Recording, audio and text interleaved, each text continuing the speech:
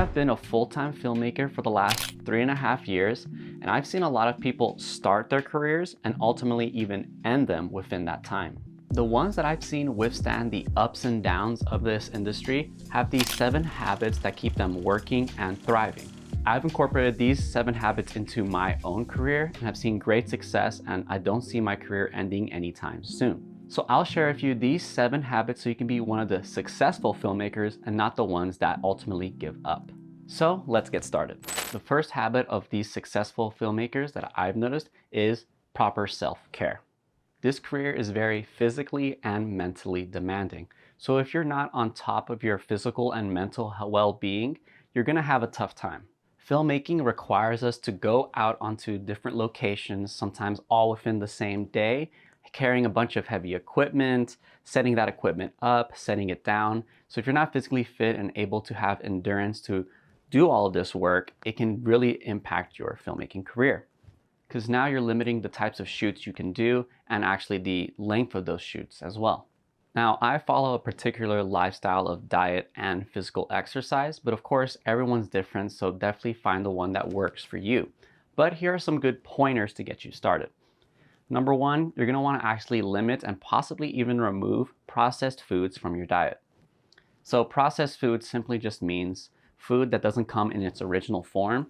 So if you think of bread, there's no like bread tree out there that you can just pick up a nice loaf and grab from, right? That means that they had to get the wheat and process it in a manner to create the end product. Now, there are obviously varying degrees of processed food, right? Like, of course, you're gonna still want to cook your food. You're not gonna just eat everything raw necessarily, but you do want to limit the sort of what they call ultra processed foods. So things like chips, candy, any junk food like that, where it's clearly heavily processed. There's a lot of these synthetic things to also have preservatives and make it more shelf stable. You really want to limit that because processed food doesn't do well for our energy levels nor for our physical well-being. Next, you're going to want to have some sort of exercise routine. So my routine is actually a full body split that I do every other day, up to 3 to 4 times a week, depending on the week. And I aim to do at least 10,000 steps every single day. And to be quite honest, if you just did the 10,000 steps a day, you'd be ahead of most people. But of course, find whatever works for you. If it's something like sports, if you like playing basketball, if you like jogging, something like that, any of those work. The main principle here is consistency and something that you can stick to for a long time that you actually enjoy. Now, when it comes to our mental well-being, we have a few ways to tackle that. First is social connections. So you want to make sure you actually have some friends and go out and connect with people. This industry sometimes can be a lonely endeavor, especially if you're a solo filmmaker or there's not many people around near you who do filmmaking or anything like that. So you're going to have to make the effort to actually connect and have friends, right? Humans are social creatures. We need connection to others. In fact, the #1 risk factor for depression and ultimately suicide is the lack of human connections. If you don't have any friends, you're more likely to suffer with these mental health defects because we're not meant to be alone. So just make sure you have some friends, connect with your old friends, reconnect with people, have a group that you can message or something like that, some sort of active community. If it's in person, I think that's much better than just purely digital. But even if it's just digital, that's a good start and is gonna help you just be a little more mentally well and emotionally well. And of course, any mental health suggestion would be insufficient without the mention of meditation. Now, meditation, I'm not gonna go into whole detail here, but any sort of practice where you're sort of clearing your mind, focusing on things other than just the thoughts that are in your head. Of course, you can find YouTube videos on this that go into much greater detail. I even find that journaling is a great way for me to sort of clear my mind and meditate, quote unquote. The walks that I do every day, I'll sometimes just not listen to anything and just enjoy the ambient sounds around me. And that's my form of like meditating and clearing my mind and sort of reattuning myself to my physical body. Because oftentimes we do get stuck in our heads. And when we do that, we're not really living in a moment. We're not living in our world. And so we get a little bit detached, which can be harmful. Every filmmaker I know who takes care of themselves does great in their career because when you show up for yourself and take care of yourself, you're able to show up for others and perform to your best mental and physical capabilities. Now that you're taking care of yourself, let's cover a mindset that I've noticed a lot of successful filmmakers actually have when it comes to this industry. And that's actually having a collaborative mindset. You see, I've noticed that the filmmakers who struggle the most have a sort of competitive mindset where they think there's limited resources and that it's me versus you, and that if I win the client, I'm the winner, and if you win the client, I'm the loser, and it's a zero-sum game, and they're very like defensive and offensive even. So they come off like off a bad tone. They can be off-putting. No one really wants to work with someone with that mindset. And ultimately, filmmaking is a collaborative sport, right? I know there is a trend right now where it's sort of like solo operators, run and gun shooters that just one-man band does everything, shooting, editing, planning. But when you get to the higher levels of this industry, you're gonna be working with other people. There's gonna be someone dedicated to the camera. There's gonna be someone dedicated to audio, lighting, editing, everything. So you're gonna have to get used to working and collaborating with other people. And I think what would help most of the people who have that combative mindset is to realize there's enough business to go around. And the more connections you make with your fellow peers, the more often you can get jobs from them, you can send work over to them as well. And it becomes a cycle where you have references for people to, send work over your way, or, even just to collaborate, even if it's unpaid or something like that. But it's just nice to have fellow peers, and all the successful people I know always are in the mode of collaborating versus competing. And now we'll cover a habit that is pretty fundamental to actually growing any business, and that's networking. This goes back to the previous point about having a collaborative mindset, in that you want to connect with your peers. You want to connect with the other video production companies, marketing companies, get involved with your local filmmaking community, because like I said, you never know when you might need their help or when they might need your help. And of course, if you're trying to get clients, you need to go to where your clients are, and so that's also part of networking. Where I like to go is typically like the Chamber of Commerce. Check for networking groups in your area. I'm very active on LinkedIn, and that's actually where I got most of my business when I was back in LA. Even look for local events towards your interest, right? Like if you want to do sort of sports videography or things like that, then attend sporting events or sporting conferences in your area. Because at the end of the day, if no one knows who you are, they're not going to be able to hire you. And people only hire people they know and trust. So you're going to have to build that trust and know people by going out there and networking. And this next habit is something I think most of the filmmakers who fail don't have, and it can be really detrimental to your career if you don't keep it under wraps. And that is actually having fiscal responsibility. Sorry for throwing a funny word, but fiscal responsibility just means managing your money and knowing how to spend and save. If you've been in this industry for any length of time, you already know it comes with its ups and downs.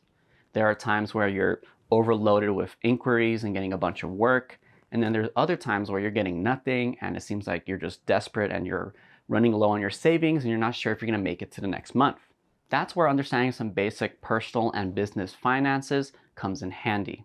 Now, you can work with a bookkeeper or someone who specializes in finances, but I'll give you a very basic overview of like the basics that you need to understand, and that has helped me and my partner actually thrive in this business. First one being, get an emergency fund. An emergency fund is a savings account that you set aside that has about 6 to 12 months worth of living expenses. So that if for whatever reason you can't get work for that time, you can always go to that fund and live off of it for 6 to 12 months, depending on how much you have in there. So this is going to require you to track some of your monthly expenses. You can maybe do this for 1 to 3 months to sort of get an average. And you're going to start wanting to get like a high yield savings account and start putting away money into that account every single month till you get to that 6 to 12 months of savings built in there. Having that security is always nice, and I think a lot of people unfortunately fell out of the industry during COVID because they didn't have an emergency fund. So please don't overlook this. The second principle is living within your means. This filmmaking industry is expensive. I mean, when you talk about SD cards, lenses, camera bodies, microphones, lights, everything that's needed to run this in this industry gets really expensive really fast. But don't get influenced by all these online people, myself included, who promote products and feel like you're missing out on something if you don't get it. Gear is fun and it's amazing to do, and I mean, I still buy a bunch of gear still to this day, but I do not try to spend more than I have. And of course, do not go into debt for gear. So don't buy a $3,000, $5,000 camera on a credit card thinking you'll be able to cover it later. Credit cards come with ridiculous interest rates. I think it's like 20% over sometimes. And so if you do not have a way to pay it off quickly, you're going to quickly run yourself down with these monthly payments that are going to be accruing larger and larger over time. At the end of the day, you can do whatever you want with your credit card, but I have seen people try to reach outside of their means, and then trying to dig out of that hole, that financial hole, is really hard and could put a lot of strain on whether or not you're going to be successful in this industry. Now, this next habit is something that is transferable to any industry you're in, and that's actually practicing. Look, this industry, there's so many little details we have to learn.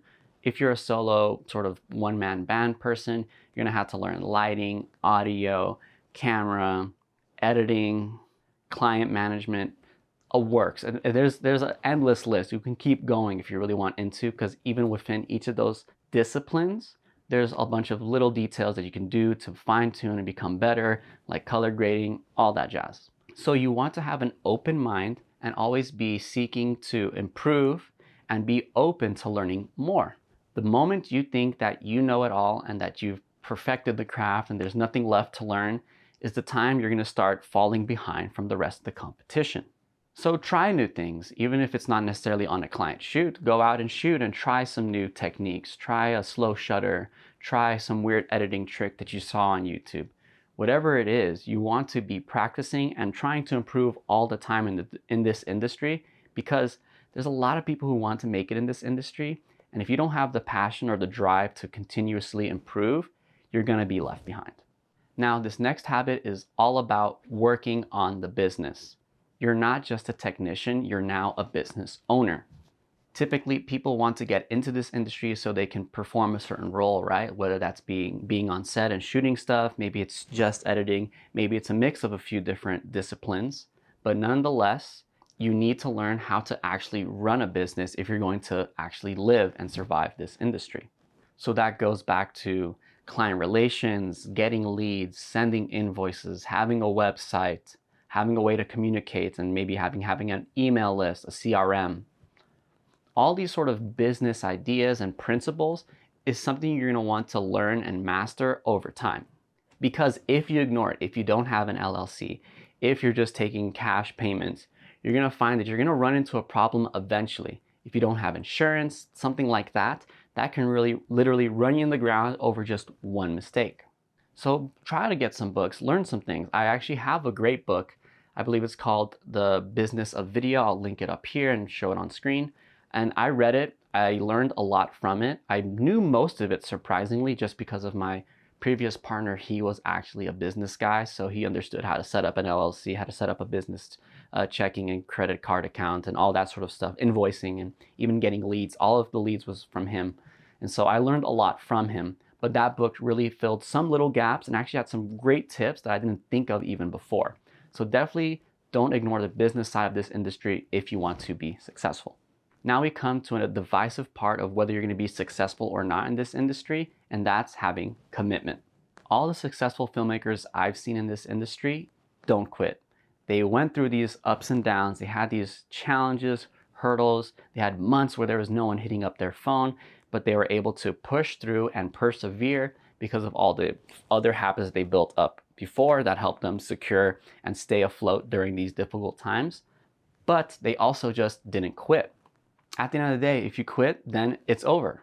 So as long as you're not quitting and you're trying your best to do all these things that I previously mentioned that can help you be successful in this industry, you have a much better chance than someone who's half-assed, sort of just tiptoeing and testing out the industry. You really need to commit if you're going to be successful. So which of these habits excites you the most, and which ones are you missing that you probably should work on if you're trying to make it in this industry? Let me know in the comments section below.